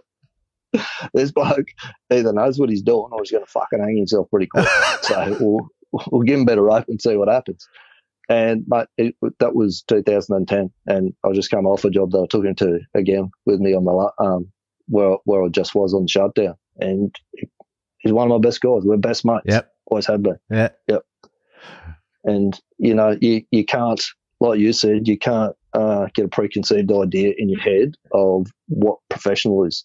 I'll take him over anyone that, you interview some supervisor and they'll give you all the right answers and they look the part and all the rest of it, and fucking hopeless. Yeah. But man, that bloke, his boys, I've never had a supervisor whose boys have so much respect for him as that guy, and I would take him anywhere. Yeah. Now where do you want this whole fucking format to go? The SCRUM format. Like, what's your vision for it? Do you reckon it's going to take off? It's obvious, as you said, it's being used by bloody fucking top tier massive tech companies. Yep. Do you think it's got the legs in Australia? That's my goal, mate. Whether I get there or not, whether someone else has to pick the ball up and run behind me and take it on board, and whether I don't break it in my, that certainly is my goal, for it to become the industry standard. Yeah. that we use. But if it's not, and I'm trying to think of there was a rapper that my young bloke loves that actually died years ago, and he said, "I might not change the world myself, but I'll spark the mind of the person that does." Yeah. So that's partly my stand and my mission as well, is if it's not me, then I'm going to spark the person that picks up and runs off of me, and they're the person that changes it. As long as we get SCRUM written on your Tupac. gravestone, you'll be right. Tupac, there you go. Yeah, Tupac was the rapper. Great model citizen to look up to. But again, mate, he was, he was a bit of a disturbed person, I'd say, from the little bit of research and stuff that I've done on him. And you can look at him, but man, you watch some of his videos, and you there's one on YouTube that's done, a guy does the top 10 habits that people have, and that was one of the things that came out of that video that I watched on Tupac that time. I thought, man, that's powerful. So to go, I might not change the world myself, but I'm going to spark the mind that does. Well, so because you got a head. You can't just judge him by the fact that he was a rapper. But you look at guys like himself, and I'm bloody rambling on with an opinion here, so I don't care if it's right. But like, you look at guys like him and say Mike Tyson to do what they've done coming out of their environment that they've grown up in is pretty commendable. Like, it's unbelievable. Like, they're in the lowest percentile of success of like people living in, like, that were living in poverty, involved in crime, and they've become bloody international phenomenons. It's pretty unbelievable. It is, mate. It is. People don't realise the adversity that they come through. Or when we talk about what we lost a bit of money on the stock market or whatever, and that hurt. It's nothing compared to what those guys did. Nah. Now, let's go to the marketing side, which is like all intertwined. It's just a bloody awesome story. Now, one thing I want to know is you'd have your good head around this. You'd say, oh, what is there? Well, there's 4: LinkedIn, Facebook, Instagram, Twitter. That'd be your main 4. What is? Go over each of them, what they're good for, because I don't like they're all like, depending on what you want. You use each one very differently. Like let's use your own case with what you're trying to do. What's each platform good for getting your messages across? Okay. All right. So Twitter, I don't tend to use so much anymore. Okay. It's just like short. Actually, the way that I would use Twitter these days is I set up a bit of a challenge on my page the other day, is that would be who would you want to interview if you could interview anyone? And the person I selected was Gary Vee. Okay, so if I wanted to get a message on social media to someone that I wanted to speak to, and they're on Twitter, I'm going to use Twitter because it's very direct, quick, short, and people don't tend to let that account out for any of their social media managers or whatever to manage. They tend to manage it themselves. So if I wanted to contact Matty Johns to come on, bloody, I'd go through Twitter. I would, yeah. If you've got a Twitter account, that would be my first port of contact. I'll send an email to Fox Sports about it yesterday. I'll just throw darts everywhere, waiting for some cunt to say yes. But yeah. Well, that's it, mate. Eventually they will throw enough mud or sticks eventually. Yep, righto. That's Twitter. Okay. Instagram, just short, sharp content. Okay, so normally from Instagram, trying to drive them somewhere else back to, although you can use Instagram TV now to put longer videos up. That's anything more than a minute, isn't it? I think. Sorry? Yeah. Yeah. But it's generally to try and use Instagram to either drive them back to your website via the link in your bio or move them across to Facebook. It's another touch point, I suppose. I use Instagram and I use it pretty well. But there's certain industries that it works better, like my young bloke's a PT, so it works very well in that sort of industry. Photography, it's fantastic for anything visual that people just want a real short, sharp piece of content on. You can post it to Instagram. Yep. Facebook, pretty much everyone's got a Facebook account. So you can turn it to whatever you want. And the targeting is that fucking good on Facebook. It's ridiculous how tight you can actually target your videos to. The big one with Facebook is video views, build video audiences. So you get, and there's a lot of AI happening in the background with Facebook now. So it can actually tell you better who your videos are suited to than you can pick yourself. So you sort of give it a bit of a broad idea to start with, and then watch. Just go for video views as for who watches it, who pays more attention to, and obviously you keep feeding them more video. You can do anything on Facebook. Okay, so I use it for the construction side of things. That's where the pre-starts is running. Use it for the marketing. It's perfect for that. You can pretty much, if someone's got a Facebook account, you get your message in front of them by boosting it. So Facebook is like the all-purpose tool that it's the default I would actually go to first out of everything else. Yeah. LinkedIn is a different animal again. LinkedIn's for me is all about creating conversations and interacting. Now, I'm going to give you a tip here because this is fucking super powerful. If you want to get a hold of someone on LinkedIn, on your mobile phone, you can't do it on desktop, but on your mobile phone, you can actually message them via voice. Ah, right. And this is how I cracked Vinny too, eh? How I got a foot in the door with Vinny. No one knows. Very few people, even the fucking gurus and the ones that I know about that use it really well, I've never heard one of them mention it yet. And a voice message, when you don't ramble on for hours or whatever, keep it short, sharp, and to the point. But there's a connection with voice that you don't get with a written, with writing, okay? And people can get a feel for you, like I was saying before. They can tell from my video straight away whether, no, I don't want to deal with him. Yes, I do want to deal with him. And it gives people that connection that you can't get any other way. So if Matty Johns is on LinkedIn, I'd be also trying to hit him that way as well. Yeah, right. Where do you do it? I'm in LinkedIn now. Right? Where do you do it? I'll just pull it up. So you go to LinkedIn, go hit message. Yep. As if you're going to do a message, right? Ah, the microphone for a new message, there's a little microphone down the bottom. Okay? Yep. So don't tell everyone that because that's my number one trick. Can you send those messages to people you aren't connected with?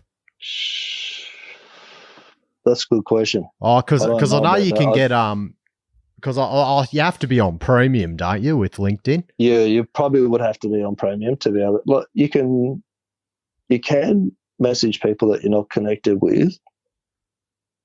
I think you get a certain amount of in-mail messages a month or something if you're not on premium. They're trying it because fucking premium's like $60 a month on LinkedIn. It's pretty pricey.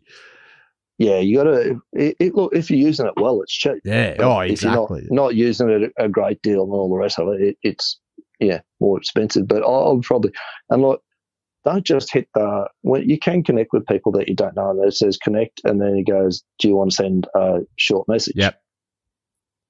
Big tip is if you know someone else that's connected to ask for an introduction, but put something in that short message. Always go, "Hey, such and such." You always use their first name for a start. "Hey, such and such. I was just," and then I'll find something that's some sort of connection. Like I'll go and connect with people all the time off of Vinny's podcast that I've heard off someone else's podcast. I've been reading their book or whatever it is. So people, I always say, "No, I was just listening to your interview on such and such. It'll be great to connect, Beanie," sort of thing. So just that little bit of time that you take to personalise it makes a massive difference. Because you can see ones that have been copy and pasted, like, "Hi, Matt, I'm just trying to expand my network. Would be great to connect." I'm just like, I just want to fucking spew on it. Exactly. Who the fuck walks around talking like that? Yeah. So why would you send a message like that? No, you wouldn't go up to someone and go, "Hi, great to connect with you." Yeah.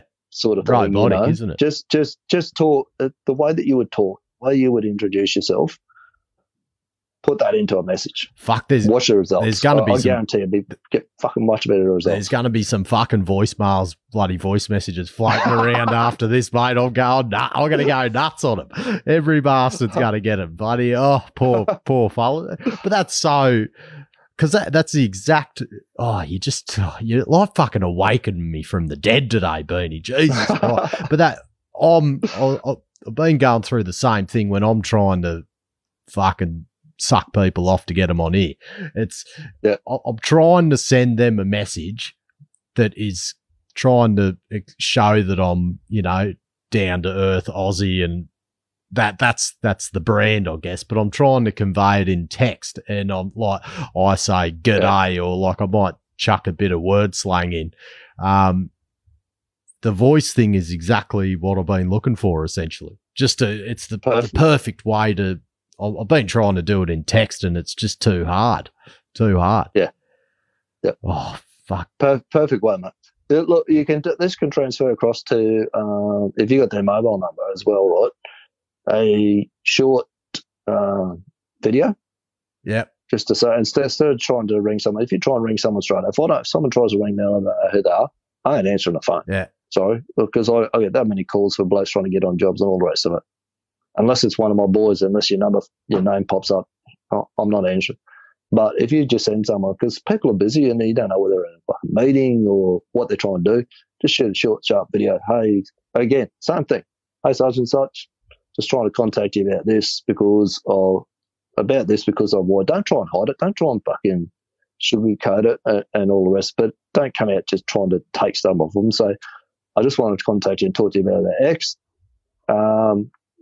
If that's you'd be interested in doing it, make it easy for them to reply. So just shoot me back a thumbs up or the best time to contact you, something like that. Yep. Make it easy for them so they don't have to think about, fuck, what do I need to do? Do I need to email this bloke or message him or whatever it is? Yeah. But yeah, any way that you can personalise, and if they really don't want to connect with you, then so be it. They don't want to. But it's far better than, like you said, those generic bullshit LinkedIn messages that you get that you just know as soon as you read it, it's generic. Yeah. No, they put no thought into it. Yeah. It's because do you have like a certain part, like all this shit you're telling me today? It's I feel like I couldn't have come up with it myself. Do you have like a bit of a way you think that's sort of unlocked all this social media knowledge? That like, have you got a bit of a knack for it? Like, or have you worked fucking pretty hard to get all this stuff? Well, it's may as well talk yourself up, Beanie. No other cunt's gonna. For want of a better word, mate, it is continuous improvement. Okay, so like I said, the first video I just shot was fucking shocking. All right, and I have just studied, and I've watched guys, Frank Kern, Ed Dale, but I don't just pull stuff from just marketing. I'm going, oh, I'm going to be a marketer. I don't read books like Get to Yes and all that sort of shit, right? And I don't know any of that fucking traditional fucking crap, sales crap. I don't like it done to me, so I won't do it to anyone else. And that is the secret to it at the end of the day, all right? Don't fucking try and come and do what you fucking hate having done to yourself. So I'll pull stuff like that book that I was talking about before, Chris Voss, the Never Split the Difference, the book's called, all right? So a lot of the stuff that I use to introduce myself or to ask people questions and stuff like that comes from that, because it's all, again, it's dealing with people. I just take what he did in the real world as a hostage negotiator and use that same information. I'll just see something, I'll read something, or I'll watch something and go, fuck, I'm going to try that. I don't care if it's someone's using it in the restaurant industry or whatever it is. If I can take what they're doing there, because we're all dealing with people at the end of the day. That's all we're doing. So it's just about leadership books. I could stack a fucking pile as high as my house, different leadership books that I've read. It's just been continuous, mate. Keep stacking these things one on top of the other. Keep using stuff, keep testing stuff, keep trying stuff, see what doesn't work, and load up on the stuff that does work. How close do you reckon you are to the Beanie winning formula? How long your framework you use at the moment? I gather that's, as you said, you've taken pieces of everything. Yep. Though you're still continuously learning. Where are you at in the path to, I guess, your marketing bloody dominance, you'd say? Right, I reckon I'm about another guy that I've learned a lot of and study is actually my mentor, called a guy named Barry Bull, and one of his sayings was most people give up when they're about 90%. They're 10% from where they need to get to, and that last 10% that's probably is probably the hardest of the lot.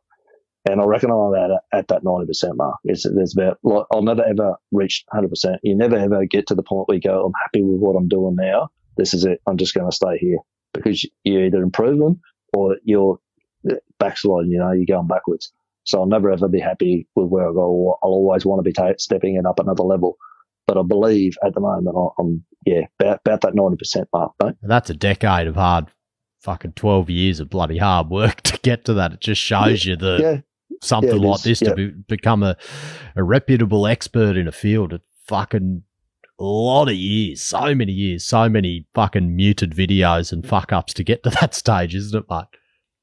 Oh, mate, I could keep YouTube going for a year on the stuff that I fucked up. What percentage of companies do you reckon, or just how many companies just completely fuck up their use of social media? Like, specifically ones that are really on board with trying to use it. I reckon there's probably about, and this goes across everything in the world. You probably know, but you've done a bit of study about 80-20 rule, Pareto's principle. Yeah. About 20%, get 80% of the results. I reckon it's probably skewed even more than that. I reckon there's probably about between 5 to 10% that you do it and do it well. The ones that do it really, really well are probably minimal, probably 2, 3, 4%. That actually use it to the point where you go. There's very often that I look at a post and go, geez, that's really well done. Yeah. Because you'd be super critical, wouldn't you? Yeah, again, I've spent the time. It's like anything that you want to get to in life. You can get to a level of being good by just doing a bit of work. But if you want to get to what I call a level of mastery, which is the guys that, your Olympic gold medalists, your top performing athletes, all the rest of them, if you really want to master a particular, no matter what it is, it's social media, welding, driving a bog or whatever it is, it takes years of practice to get to those places. You look at the old blokes, some of the old guys, old crane drivers that I work with around the place, man, they're fucking magic, those guys. Yeah. But they didn't start out like that, and they weren't always like that, and, it took them a long time to get there. How common is, like, a response like this? Like, say you ask me, just ask me a question straight out that you would ask someone that you're trying to, I guess, get a bit of social media business off, or to help them out. Ask, ask me a question. I'll give you my honest answer, and you tell me how common this answer is based on my side hustle. Well, normally the number one, look, I don't chase around after them because of the way I've set my marketing up. They're generally coming to me. But if I was asking someone, I'd just ask them, how happy are you with what you're doing, and what sort of how good results do you think that you're currently getting with social media? My true answer would be, I'm not that happy with it, but I don't have enough fucking time and money to do it better. Yeah, and that's a lot of people do that. And again, it's a perception thing. Like, you can spend a couple of bucks a day if you want to just boost posts and get them running. And if you get one decent post boosted and running, that's, bringing work in through the door or building your brand or whatever it might be, then you should do that. I don't believe that people should overextend themselves and try and spend heaps on it. And that's what the big branding agencies do. And they rely on the fact that people just come back when it's the fucking craziest system that you've ever seen. It's like, we'll do something for you, it didn't work, and you come back to them at the end of the month saying that didn't work, and what do you reckon we should do? And they go, you should spend more next time. that's their answer. It's fucking insanity. What about the aspect it's not currently working, so spend more on it next time. Yeah. What about the aspect of things that you do, such as having like your videos and things like that, trying to get people to be open to start doing stuff like that, but not being afraid of? Because when I look at the stuff you do, my first reaction is, oh fuck, I wish I could do that, but I don't have the time to learn it or start it. What do you say to someone like that? Okay, so again, another guy that I follow online is called Dan Sullivan, all right, and he talks about that you need to work in what your unique ability. And I don't get me wrong, I haven't got this perfect myself, far from it. And that is, you're not going to have the time to do everything that I do and the way that I do my videos and all the rest of it. What you need to look at is, he says, when people look at a task, the first thing they go is, I haven't got the time. I can't. This is the answer I should have fucking given you before.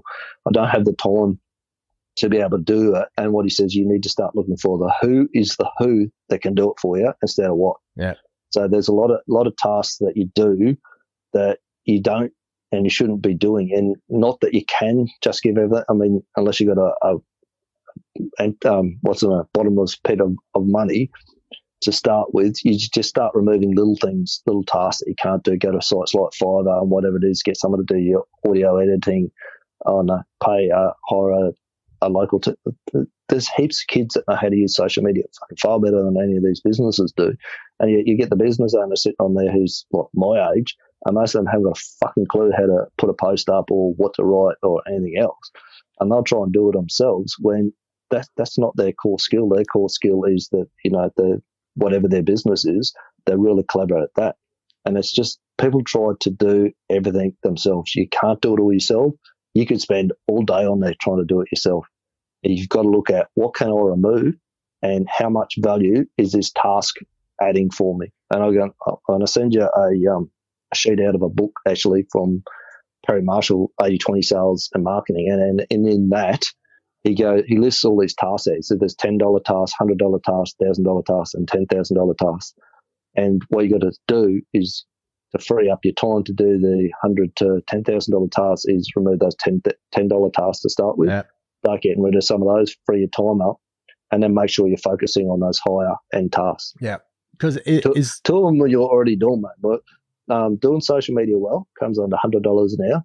And he said, doing social media with extreme competence, which you get into with the podcast, he said is like $1,000 an hour. So you've got to just get those. But editing a podcast is $10 an hour. Yeah, if you know what I mean. Yeah. So it is a matter of just grabbing the advice where you can, investing in yourself as much as you can without, as I say, just blowing money.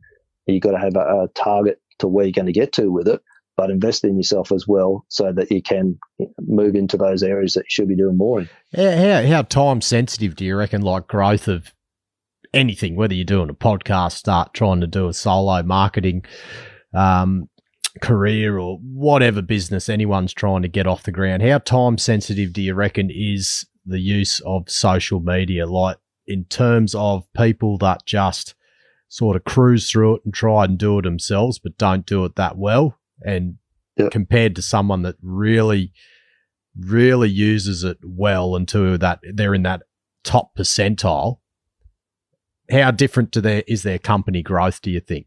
Like, if you use social media really well from the outset, can that mean the difference between making it or being broken, essentially?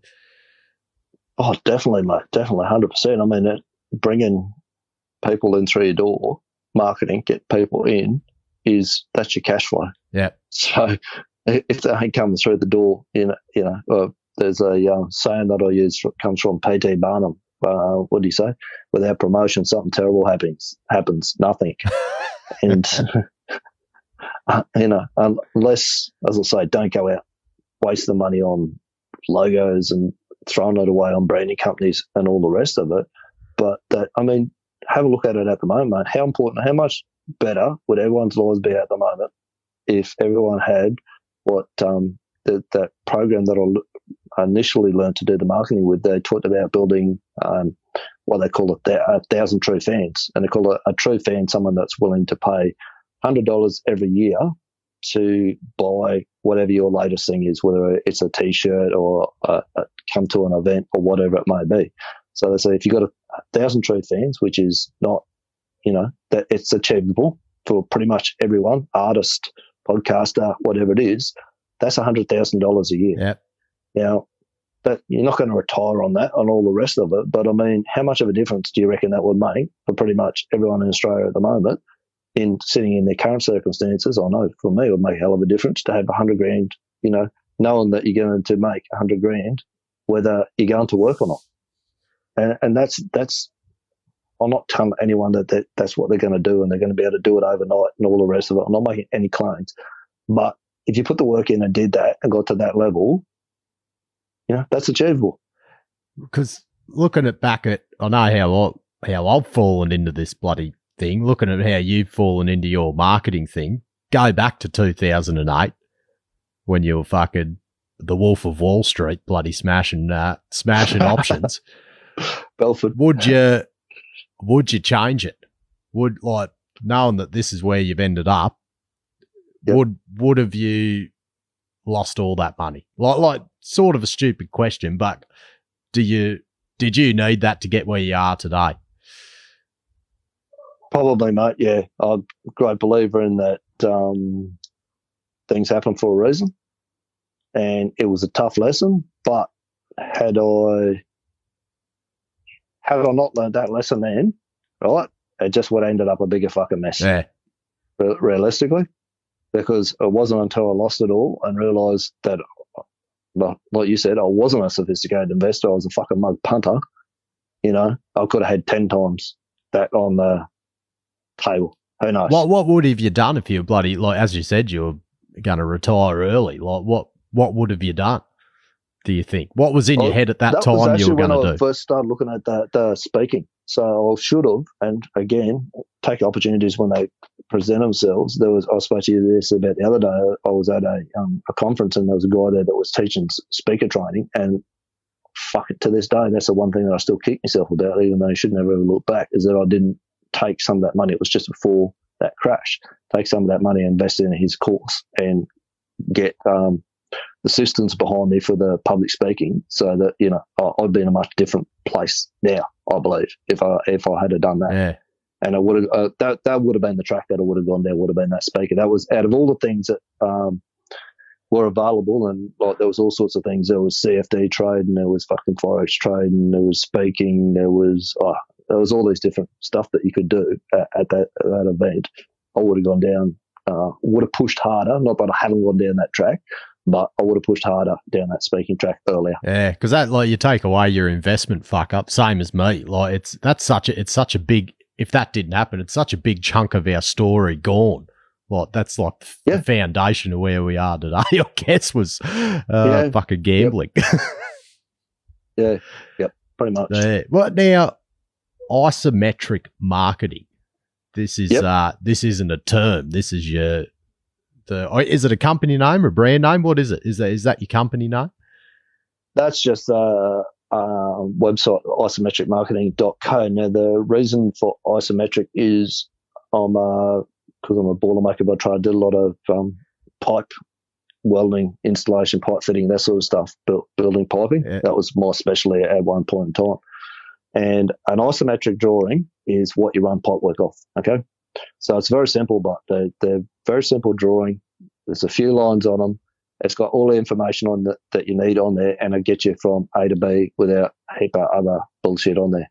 So I always set up my marketing like, I want my marketing to be like that isometric fucking drawing, okay? I want it to go, that's where we've got to start, that's where we've got to finish. I just want the pass from there to there, and I don't want a heap of crap on there. I just want to keep it simple, give them only the information that they need to get from A to B.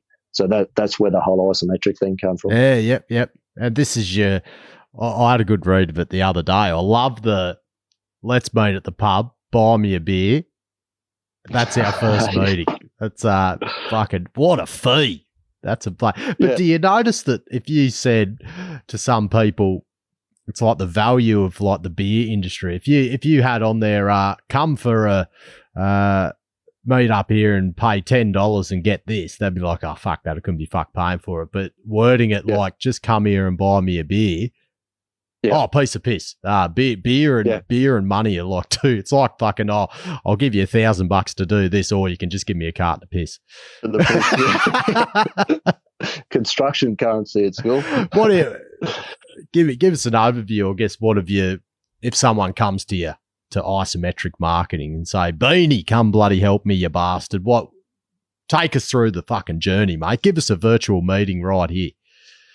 Yeah, righto. So literally it's a conversation, okay? So it's not a sales pitch or any of the rest of the bullshit. So what I normally sit down with them, I think when I used to be called the chug test, which I pinched off a guy called Steve D. Sims because he said, fuck, why would you want to work with anyone that you're not happy to sit down and have a beer with? And I thought, fuck, I like that. So I grabbed it and now call it Bullshit Abolisher Session. So basically I sat down and there's digital marketer do this thing called a social media audit. So I sit down and go through that with them for a start. It takes about 10 minutes. And like I can literally tell how well people do or don't use social media by reading their feed. You have a quick read through it and see what they're posting, whether it's crap anyone's paying any attention to, or whether they're going to get any traction with what they're doing. So I do that. And the other thing that I'll say to them is, look, you're not going to have the time to try and stack it. I learned a while ago because I worked with a lot of people, highly motivated people, and they just couldn't fucking get that. I'd give them the stuff to do and they just wouldn't follow through it and do it. I think, what the fuck's going on here? And they had all the best intentions, but they just never built the habit of that social media needing to be a priority. So they never sat down and did it. I said, for a start with, you're going to have to get rid of some of the bullshit that you're currently doing. That's why I use that hierarchy control. I use it a little bit differently. It's, can we eliminate it to start off with? Can we automate it? Second, is there a bit of software or some way we can automate it? Can we use a system to get, or what system we're going to use to get it done, which is SCRUM? A process to get it from A to B so that people can follow along the steps and know that they're heading in the right direction. Kanban's what I use there. I said, and then it gets down to the stage, do you need to do it? Can you fucking delegate it or can you outsource it? So looking at that, something that we can take out of the business to start with, which is not hard to fucking find. People waste enormous amounts of time. So I find them some time. I show them where they're going by doing an audit for them. And I show them a couple of things that they can actually do, like the LinkedIn ones. One that I would say to them, you could be doing this, what we did with you just before. There's another one which is works really well for hairdressers and stuff, which is Instagram stories. Show them something like that, and then at the end of it, it's literally, what do you want to do next? Do you want my help? Keep going further, and then they might say, yeah, I want your help. Put you into some sort of coaching program, or it's like some will say, I'm not sure, so no worries. You go away. If you want me to, do you want me to contact you? If they say no, I'll let you know. No worries. That's the end of it, and it's like, it's not a push. It's not a sales pitch. It's not nothing else. It's just, we'll give you a bit of help first, show you what we can do. Then if you want some more of it, you let me know and we'll do some more. Is this, I can just see how fucking busy you are in life. Have you got to, like, it'll get to the point where, like, you're only one person, aren't you? Like between doing FIFO and construction and then doing the side hustle? Is it such a fine line between absolutely burning yourself out and to go into it full time, isn't it? Definitely, mate. So what I've actually, before this fucking coronavirus hit, what I try to do is I don't work one-on-one very few people anymore because I just don't have the time. But then and it works better if you've got people in small groups. So I put them in small groups. I was trying to do that and get them into workshops. Yeah. But obviously, well, you can do it online Zoom calls and all the rest of it. I've tried to stick away from it because I find it's better if you're face-to-face in person. But obviously that's not an option at the moment.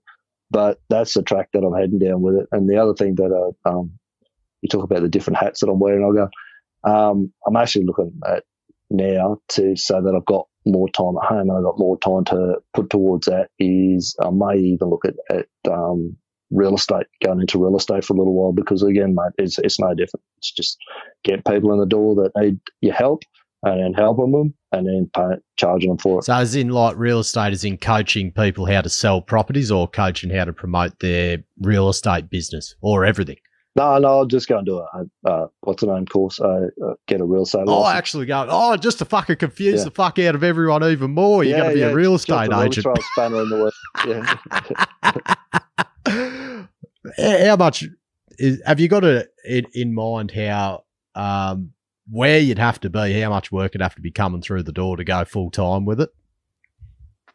Definitely, mate. That's why I've sort of gone down the track more of trying to get a construction crew on, because if I could do that, it's nowhere near as hard because, you know, I can manage in the background and all the rest of it, and that would pay for it. Yeah.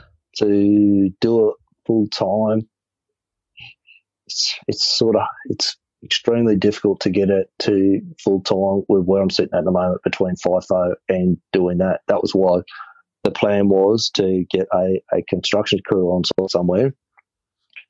While they're off working, that's enough to support for me to build the other side of the business. Yeah. There'd be so many people in the same situation with side hustles when you're not just getting to that point where you have to go, like, yeah, it's tough to get to that point where you're like, right, I can go all in right now. It's fucking like there has to come that moment where you're like, right, I'm putting the cock on the block, I'm going for it. Yeah. But again, like it's like we said with the trading, I'm like, that's held me back for probably the last 10 years to get back to the point where I could still do that. I'm not there yet. But, you know, you take those knocks and you go, I'm going to be a little bit more careful about this next time. Yeah. Now, Lord, your keynote speaker, the bloody Beanie, the public speaker, Beanie, the real estate agent, Beanie, the everything, the bloody... Mate, it sounds different because of all the, at the end of the day, as I keep saying, it's about communicating with people and being able to as I say, marketing is telling them what needs to get done, and then sales is getting it done. It's no different. Doesn't matter whether you're doing real estate, whether you're doing construction, whether you're fucking doing marketing, whatever you may be.